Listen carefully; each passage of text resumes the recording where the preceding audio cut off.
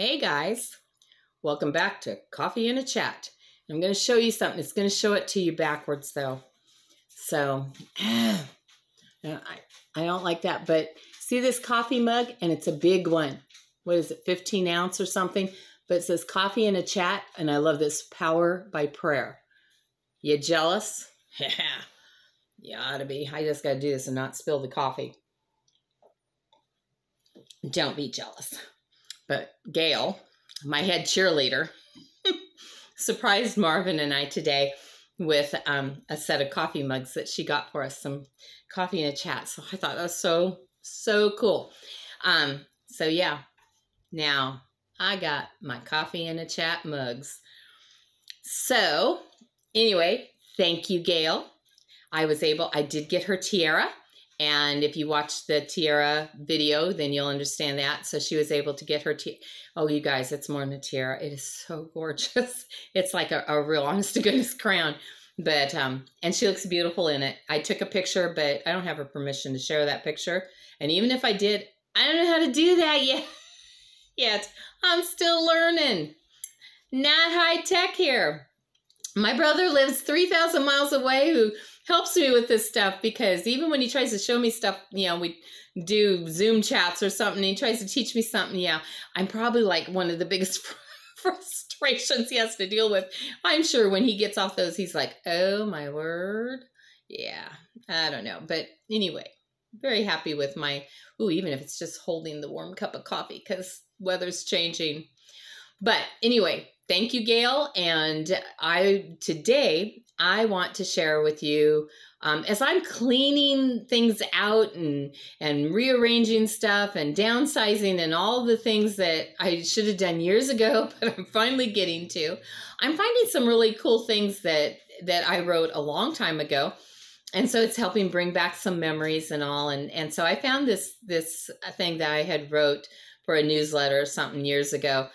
And I wanted to kind of share that with you too. You're probably going to have me share a lot of those kinds of things with you. And you might not always know that's what I'm doing, but Anyway, it was about years ago, I had gotten these, I had found or I think somebody gave them to me, but I like red. Okay. My favorite color is red. And so and red glass, is so beautiful. Well, the thing with red glass that I didn't know back then, but I've since learned, a lot of times it's not really red glass. It's clear glass with a red film on it, okay? And so these candlestick holders that I had gotten, I thought it was actually red glass, and it turned out it wasn't. And the first time I put candles in them and lit it, it was gorgeous cut glass crystal. And so I put the candles in, and I think I was home alone for the evening, that everybody else had kind of gone somewhere else. And so it's like, okay, I'm just going to enjoy this myself. And so I lit the candles, and it was a soft red glow. And because of the cut glass, it made little red flickers of light and dancing on the walls. And it was just absolutely beautiful. And I was enjoying the time. And so I got to where I started, lighting those candles quite often, because I just enjoyed, how beautiful it was in the evenings. And so eventually, as happens with candle holders, they got kind of dusty and grimy and stuff from the wax. And anyway, they were a mess. And it's like, okay, I need to clean these things. They're not putting off light very good anymore. And so I went to clean them. And the first thing I noticed is it looked like the red glass was bubbling. I thought, well, that's odd. And that's when I realized that it was a film, and that was on there, and that the heat from the candle was actually causing it to come loose from the glass. So I cleaned them, and I was like so sad, because now there were sections of the red glass that was missing. But, it is what it is. And I put fresh candles in them, and I lit them, and they still were pretty. And now it was pretty in a new way, because now they were giving off a little bit more light. And I'm like, you know what? This isn't so bad. And, and it kind of changed the way the patterns hit. In a way, it kind of looked like they were meant to be that way, like they were speckled red. And so as time went on and passed by, every time I'd have to clean them, a little bit more of the red film would go away, until eventually There was nothing but clear glass left. But then, you know what? I still loved them, and I think I loved them even more because now they gave off a lot of light. In fact, I could light up the whole room when I'd light these candles now. And then there was another source of beauty to them because I could see the candle on the inside that was burning, and that added, you know, they were beautiful candles that I had in there. And it's just like, you know, what I thought, you know, what made me sad to begin with really turned out to be something where I'm like, I think I almost, even though I love red glass, I like this even better than the way they were originally. And it got me to thinking about just how my life is. You know, sometimes we put that red film on so that we're appealing to whoever likes red film, right? You know, and we want to be appealing to people, but it might not necessarily be who we really are. And it's not necessarily even just to do with how we look, because we tend to think of that, you know, putting makeup on for somebody because they think you look better with it, or doing your hair a certain way because they like it better that way, or wearing a, you know, certain kind of clothing, or, you know, to please other people. But even more than that, you know, in my life, I could see how even the things I did in ministry at that time were because it's what other people wanted me to do. It wasn't necessarily because I'd sat down and God said, here's what I want you to do, you know, and it was more because people had said, here's what we want you to do. And so the things I did and just pretty much everything about my life was designed around what other people wanted. And I, you know, didn't even really know what I wanted or what God wanted from me. And, you know, so in my life, I can look back now and I know that over time, there's been some fiery trials that have been placed in my life. And the beauty of them is I don't like going through that fiery trial, right? I don't like going through that hard time.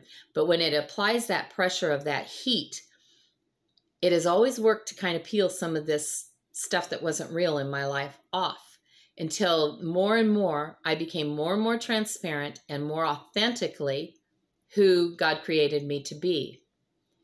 Not only that, but as these things have been stripped off of my life and I've become more authentic, which has been to be even more transparent, is you can see that there is light. You can see more light coming from my life now than when I was being what everybody else wanted me to be. But my greatest desire is, can you see the source of the light? Can you see what is burning in me, which is God? Can you see God in me? That's what I want. And that's kind of what I wanted to share with you today, besides my coffee in a chat coffee mug, was to share with you that sometimes we have to go through the heat of the fire in order to get rid of the stuff that doesn't really belong in our lives and the stuff that isn't really us, so that we can become authentic and transparent and allow the light of God to shine more freely out of us and for people to see the source of the light. That's pretty amazing to me. So all them fiery trials, it's okay.